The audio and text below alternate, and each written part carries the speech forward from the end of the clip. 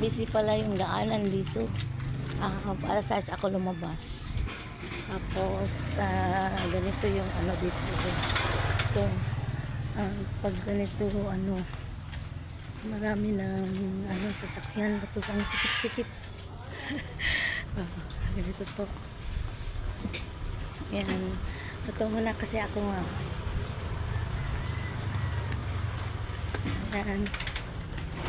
Pag ganito, parang ayaw kong maglakad ng ganito na napaka-busy ang kalsada, tapos one way lang.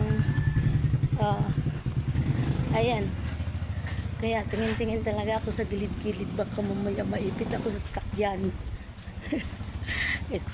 Malapit naman ako sa terminal.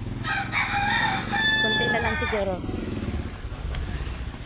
Tama ka lang gana.